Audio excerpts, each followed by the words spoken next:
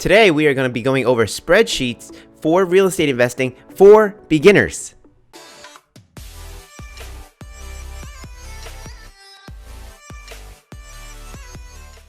If you're new here, definitely hit that subscribe button because we release new videos every Monday and Wednesday here on the Hoan Zone to help you multiply the assets you own.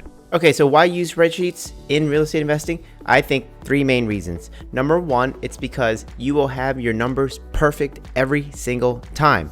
Number two, it's going to allow you to compare different investment opportunities to see which one is best. And then number three, it's so you don't forget any numbers that pertain to the investment itself. But instead of just talking about it, let me dive into a spreadsheet and show you what I mean. All right, guys, here we have the spreadsheet. This is a typical flip, let's call it. The ARV stands for after repair value. That's $450,000. The closing, $8,000 when you sell the property. The rehab, $89,750. Finance, $36,750. Carry cost, meaning the cost of holding the property and paying for insurance and taxes, utilities, and if it's vacant, maybe a security system. So that's in the carry cost. Profit, that's how much you want to make. And then we have our purchase price. That is a calculation. That is a formula. So within the purchase price cell, if I click it, it's going to show that it's the ARV minus all of those other costs, and that is what tells me how much I can spend on the property. In this case, if I'm buying this property to flip and I know that it's going to cost, $89,750 to fix up, then I need to spend $233. If I spend more than that, my profit takes a hit. Now, if I were doing this on a calculator or with a piece of paper and pen, then doing it manually would be a little cumbersome. That's why I put in these weird numbers, $89,750, $36,750. It's weird to type it and you can mess up. That's all. That's the only thing. Having perfect numbers. Now, this might not be a difficult thing, but if you're doing this over and over and over with different properties, you can see how one little decimal place over or one missed number or one miss anything, and all of a sudden you have a mistake. And if you have a mistake, that will cost you money, and you don't want to do that. Now, let's take this spreadsheet a little further, and what I did was I chose to put in an investment of $25,000 to actually buy this property and the ROI. The investment here, this $25,000, that is saying that out of my own pocket, I am putting $25,000 of cash into this deal. Now, I am buying the property for $233,000. I am rehabbing it for $89,000. My finance costs are $36,000, carry costs $7,000, whatever, right? And those are all fees to the project. That's how much this project's actually going to cost. But it doesn't mean that I have to put that money out of my pocket. Remember, in real estate, we get to use other people's money. In this case, I'm putting $25,000 of my own money into the deal. The rest of it is going to be borrowed money from somewhere. And if you're interested in learning about how to borrow more money, I have a course out and it's all about where to find the money. There's tons of money for you in real estate. So check out the course, go to hoanzone.com, check out the store, and you will find a course called Where's the Money?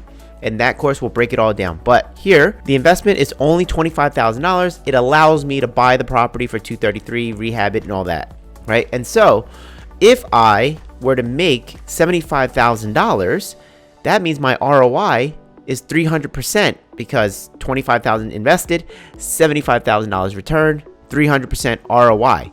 Now, let's compare that with something else. This is where it becomes useful.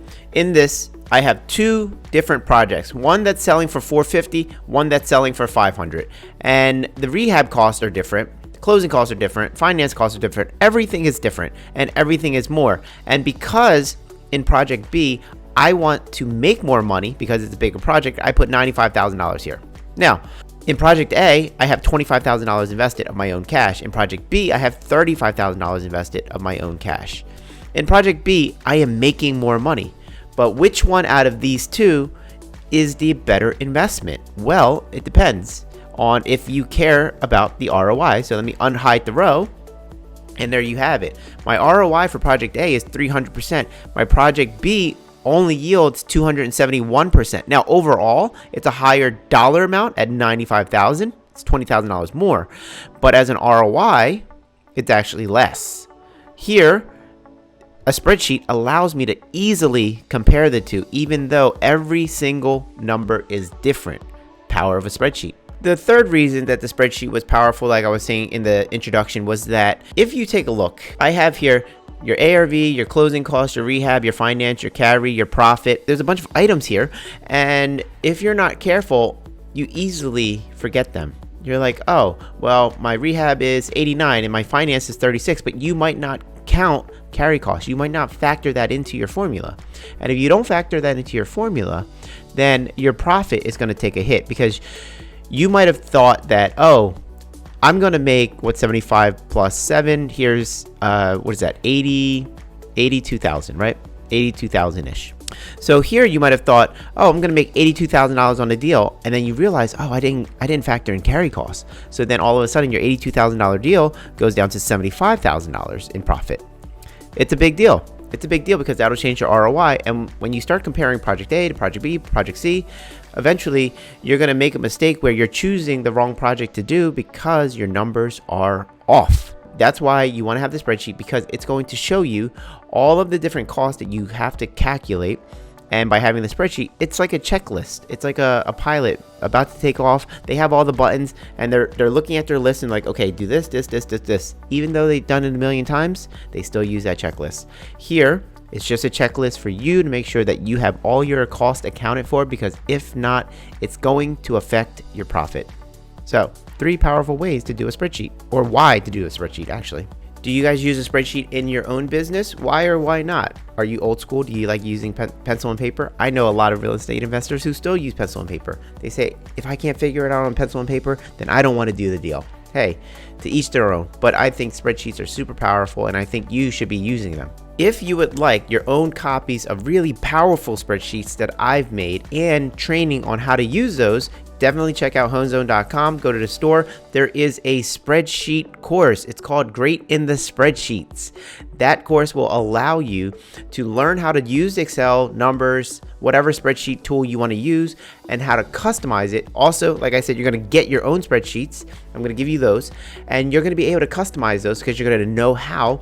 And this way you get to customize it based on your business. You don't have to use any fancy spreadsheet or calculators. Just use the ones that I give you and then customize it to suit your business. It's a very powerful tool, but what's more important is that you become a very powerful investor, because now you have the knowledge of how to customize it yourself. So check it out. Go to hoanzone.com and check out the store and see what's available. All right, guys, that is it. Hopefully you guys learned a lot about why to use a spreadsheet. This was just part 1. In part 2, I'm going to go and dive deeper into the spreadsheet. So watch out for that video coming up.